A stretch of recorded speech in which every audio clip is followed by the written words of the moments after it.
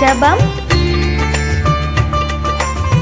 ஓம் விக்னேஸ்வராய நமக. மம குலதேவதாமணியப்ப சுவாமியே நமக. பேரன்பு மிக்க 360 டிவி சேனல்களுக்கு ஜோதிடம் முத்துச்சாமியின் இனிய வணக்கங்கள்.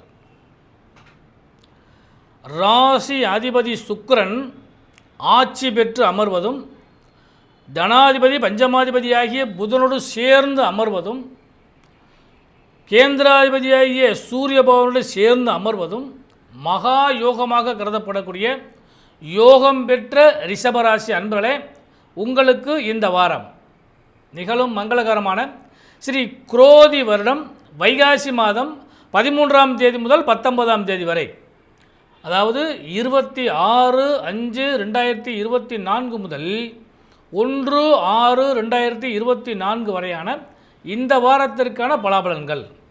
அதன்படி முதல்ல கிரக அமைப்புகள். ரிஷபராசி அன்பர்களே, உங்கள் ராசியிலே ஆட்சி பெற்ற சுக்கிர பகவானும், அவரோடு சூரிய பகவானும் புத பகவானும், அஷ்டமாதிபதி குரு பகவானும் அமர்ந்திருக்கின்றார்கள்.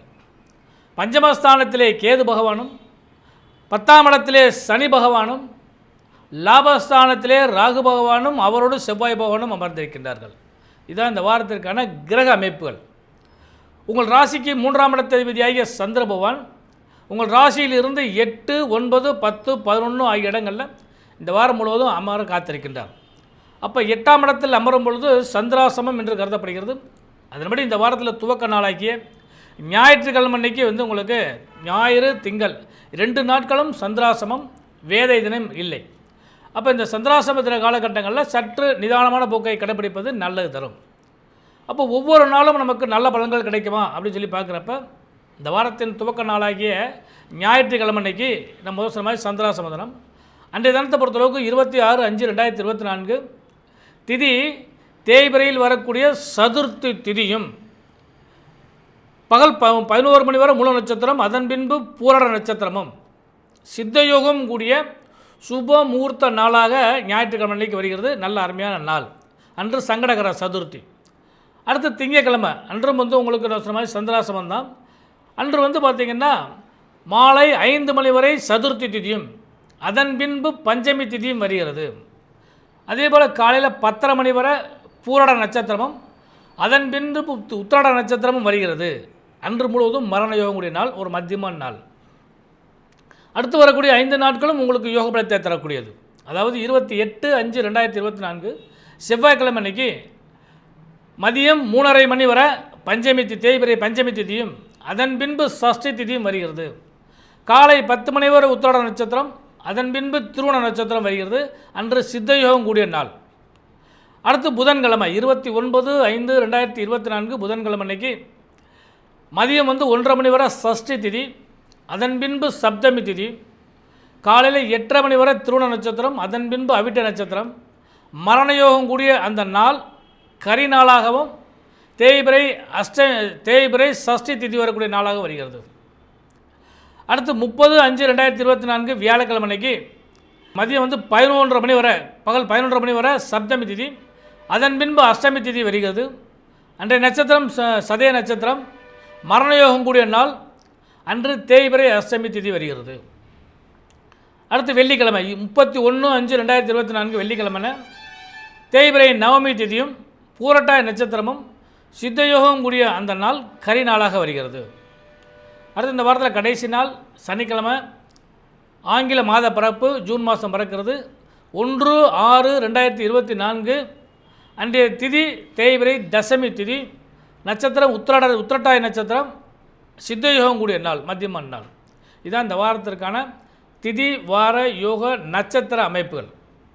அன்பர்களே, பொதுவாக இந்த வாரம் நமக்கு சுபமான வாரமா அப்படின்னு சொல்லி பார்க்குறப்ப, நான் முதல் சொன்ன மாதிரி வாரத்தின் முதல் துவக்க 2 நாட்களும் சந்திராசம நாளாக வந்துவிட்டது. ஆனால் அந்த காலகட்டங்களில் மட்டும் கொஞ்சம் எச்சரிக்கையாக இருந்துக்கங்க. மற்றபடி இந்த வாரம் முழுவதுமே தனாதிபதியின் ஆசீர்வாதத்தினால பணப்பொருளாதாரம் சிறப்பாக விளங்குறதுக்கு வாய்ப்புகள் உண்டு. யோக பலங்கள் உண்டு. கொடுக்கல் வாங்கலில் நிம்மதியான தன்மை அடைவீர்கள். கடன் நோய் வம்பு வழக்குகள் காணாமல் போய்விடும். எல்லா விதமான பலன்களும் பணத்தால் ஏற்படக்கூடிய நன்மைகளும் கிடைக்கக்கூடிய வாய்ப்புகள் உண்டு. சரியான நேரத்தில் இஎம்ஐ கட்டுறது, வட்டி கட்டுறது, மேலும் பணத்தால் ஏற்படக்கூடிய விஷயங்கள் இவையெல்லாம் சரியான முறையில் கையாண்டனீங்களா இந்த வாரத்தை பொறுத்தளவுக்கு பணப்பொருளாதாரம் சிறப்பாக இருக்கும். தன வாக்கு குடும்பஸ்தானம் இந்த வாரத்தில் திருப்திகரமாக இருக்கக்கூடிய வாய்ப்புகள் உண்டு. வீடு வண்டி வாகன யோக சேர்க்கைகளும் அக்கம் பக்கத்தில் உள்ள நபர்களால் உங்களுக்கு ஏற்படக்கூடிய தொல்லைகளிலிருந்து விடுபடக்கூடிய வாய்ப்புகளும் உங்களுக்கு சுபமாக கிடைக்கக்கூடிய வாய்ப்புகள் உண்டு.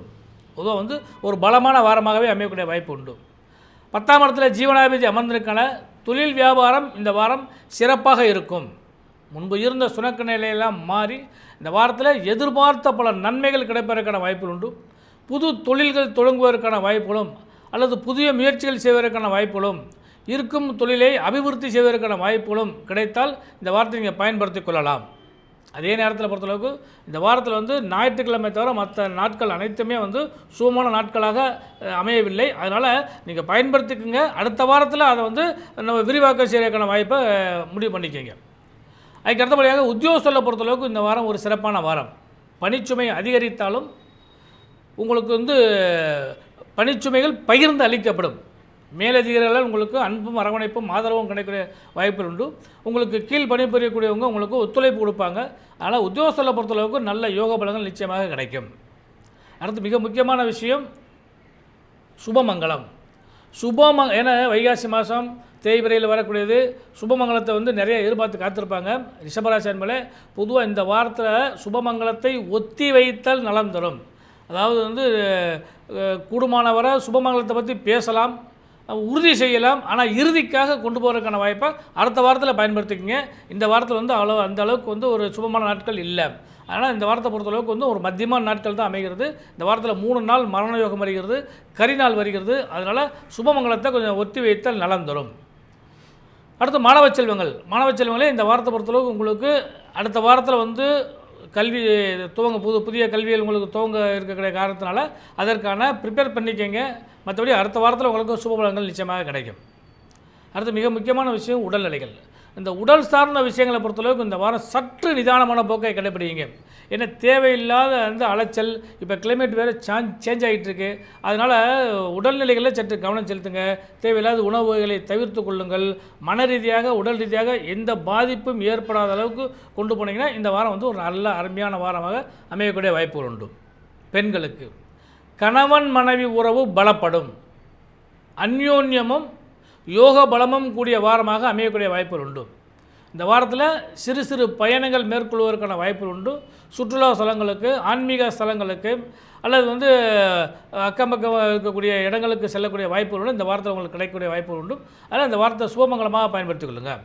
குறிப்பாக தொழில் வியாபாரம் செய்யக்கூடிய பெண்களுக்கு இந்த வாரம் ஒரு கை கொடுத்து உதவக்கூடிய வாரமாக அமையக்கூடிய வாய்ப்பு உண்டு. பயன்படுத்தி கொண்டனால் அடுத்த வாரங்களில் உங்களுக்கு இன்னும் அதிகமான நல்ல லாபமும் பலமும் கிடைக்கும். இந்த வாரத்தில் நீங்கள் வழிபட வேண்டிய தெய்வம் சொல்லி பார்க்குறப்ப ஞாயிற்றுக்கிழமை அன்னைக்கு சங்கடகர சதுர்த்தி வருகிறது, விநாயகர் பெருமானை வழிபாடு பண்ணுங்கள். தேய்பிறை அஷ்டமி திதி வருகிறது, காலபைரவரை வழிபாடு பண்ணுங்கள். இந்த வாரம் முழுவதும் உங்களுக்கு சுபமான வாரமாக அமைய இனிய நல்வாழ்த்துக்கள்.